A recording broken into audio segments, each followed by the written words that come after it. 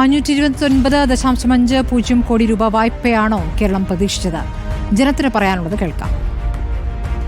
കേന്ദ്രത്തിന് തന്നെ സഹായങ്ങൾ കൊടുക്കണം, അല്ലാണ്ട് ഉപാധികൾ കൊടുത്തിട്ടുണ്ടെങ്കിൽ പിന്നെ കേന്ദ്രത്തിന് തിരിച്ചു കൊടുക്കേണ്ട പൈസയല്ലേ. അപ്പോൾ കേന്ദ്രം മറ്റേ തിരിച്ചു കൊടുക്കേണ്ടാത്ത രീതിയിലുള്ള സഹായമാണ് ചെയ്യേണ്ടത്. പക്ഷെ അതൊരു വായ്പയായിട്ട് തരുന്നതിലപ്പുറം മറ്റുള്ള തരത്തിൽ പല സമ്മർദ്ദങ്ങളുണ്ടായിട്ടും അതൊരു വായ്പയിലേക്ക് ഒതുക്കുന്നത് തീരെ നമുക്ക് യോജിക്കാൻ പറ്റാത്ത ഒരു കാര്യമാണ്.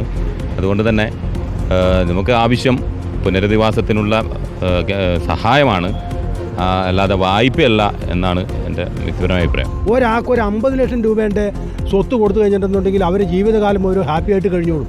ഒരു വീടുണ്ടാക്കാൻ കഴിയും, അവർക്ക് ഉപജീവന മാർഗം ഉണ്ടാക്കാൻ കഴിയും, തൊഴിലുണ്ടാക്കാൻ കഴിയും. അതെല്ലാം പ്രാദേശിക തലത്തിൽ അവരെ കൊണ്ട് തന്നെ ചെയ്യിപ്പിക്കാൻ പറ്റുവാണെങ്കിൽ ഏറ്റവും നല്ലത്.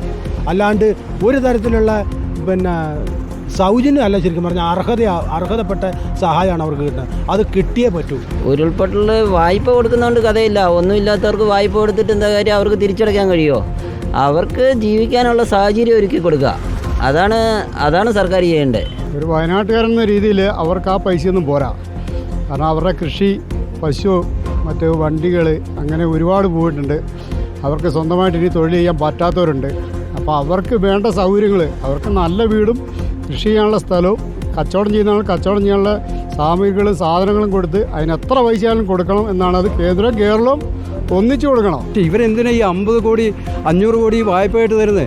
50 കൊല്ലത്തേക്ക്. 50 കൊല്ലം കഴിഞ്ഞ് ഇവിടെ ആരെങ്കിലും ഉണ്ടാവുമോ? ഉണ്ടാവില്ല. അപ്പോൾ അതുകൊണ്ട് ഇവർ ചെയ്യേണ്ട 50 കോടി ഫ്രീ ആയിട്ട് വായ്പയായിട്ടല്ല തരണ്ടേ. 50 കോടിക്ക് 500 കോടിക്ക് 1000 കോടി അയാൾ വാഗ്ദാനം ചെയ്തു പോയ എമൗണ്ടെങ്കിലും കൊടുക്കണ്ടേ? എന്നാലേ ഇവിടുത്തെ ജനങ്ങൾക്ക് രക്ഷപ്പെടാൻ പറ്റുള്ളൂ, അല്ലെങ്കിൽ ഇവരെ സംരക്ഷിക്കാൻ പറ്റുള്ളൂ.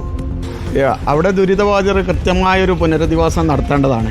അത് കേന്ദ്ര ഗവൺമെൻറ്റും സംസ്ഥാന ഗവൺമെൻറ്റും യോജിച്ച് ചെയ്യേണ്ട ഒരു പ്രവൃത്തി തന്നെയാണത്. അവരെ സംബന്ധിച്ചെന്ന് പറയുമ്പോൾ ഇപ്പോൾ എന്ന് പറയുമ്പോൾ പൈസയ്ക്ക് പൈസയും വേണം, ആളിന് ആളും വേണം. ഏതൊരു ലോകത്തായാലും അങ്ങനെ തന്നെയല്ലേ. പിന്നെ ഒരു നിവർത്തി ഉണ്ടെങ്കിൽ ഇപ്പോൾ അവർ ഇതിൽ കിടക്കുക. ഇപ്പോൾ പൈസക്കാരാണെങ്കിലും പാവങ്ങളാണെങ്കിലും വിഷമവും ചോരയും നീരൊക്കെ ഒരേപോലെ തന്നെയല്ലേ. ആരാണെങ്കിലും വേദനയും വിശപ്പും ദാഹമൊക്കെ ഒരേപോലെ തന്നെയല്ലേ.